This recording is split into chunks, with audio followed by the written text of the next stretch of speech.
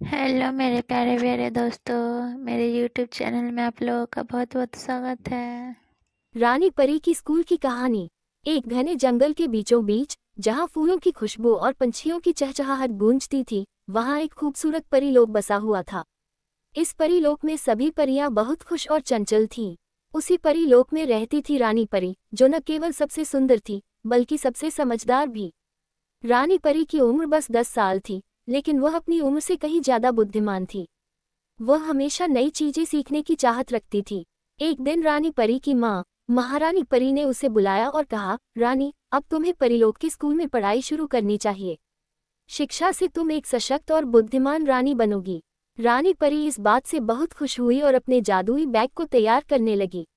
अगले दिन सुबह सुबह, जब सूरज की किरणें पेड़ों के पत्तों से छनकर नीचे आ रही थीं, रानी परी अपने स्कूल के लिए निकली। स्कूल परीलोक के सबसे ऊंचे पर्वत पर था, जहां केवल उड़कर ही पहुंचा जा सकता था।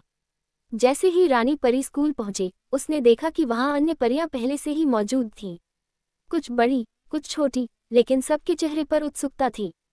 स्कूल का नाम ज्ञान महल था।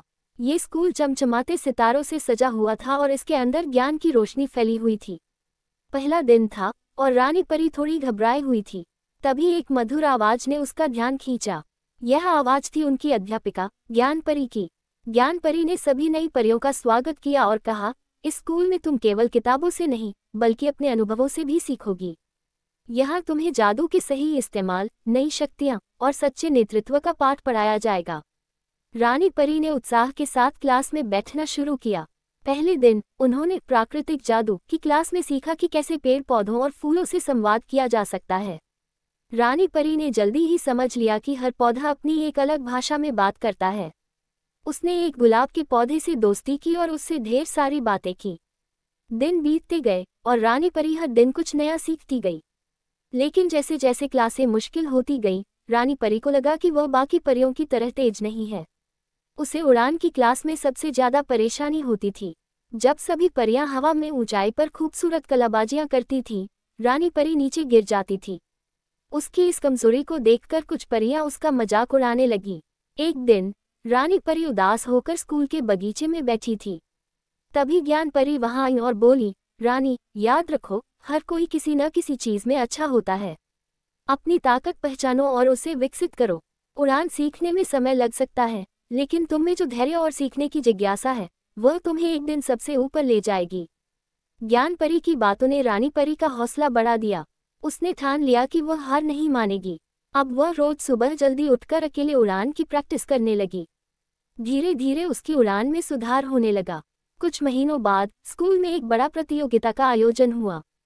इसमें परियों को अपनी जादुई ताकतों और प्रतिभा का प्रदर्शन करना था। रानी परी ने भी इसमें हिस्सा लिया। उसने जादुई बगीचा बनाने की प्रतियोगिता चुनी। उसने अपने गुलाब के दोस्त और अन्य पेड़ पौधों की मदद से एक ऐसा बगीचा बनाया, जो न केवल सुंदर था, बल्कि उसमें आने वाले हर व्यक्ति को खुशी और शांति का एहसास होता था। जब प्रतियोगिता के नतीजे घोषित हुए, तो रानी परी को सबसे अनोखे और जादुई बगीचे के लिए पहला पुरस्कार मिला। इस जीत ने उसे न केवल आत्मविश्वास दिया, बल्कि उसके दोस्तों और अध्यापिकाओं को भी यह सिखाया कि मेहनत और लगन से कुछ भी संभव है। उस दिन से रानी परी स्कूल में सबसे प्रिय छात्रा बन गई। वह अब अपने दोस्तों को भी उड़ान और जादू सिखाने लगी। धीरे धीरे वह अपनी कमजोरियों को ताकत में बदलने लगी और परीलोक की सबसे बुद्धिमान और प्रेरणादायक परी बन गई। रानी परी की इस कहानी ने सभी परियों को ये सिखाया कि सच्ची शक्ति अंदर की मेहनत और विश्वास में होती है। चाहे कितनी भी मुश्किलें क्यों ना आए, अगर हम मेहनत और लगन से काम करें, तो हर सपना पूरा हो सकता है।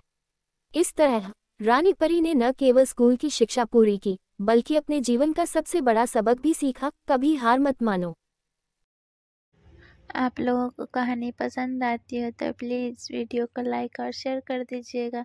चैनल को सब्सक्राइब कर दीजिएगा। वीडियो देखने के लिए बहुत बहुत धन्यवाद।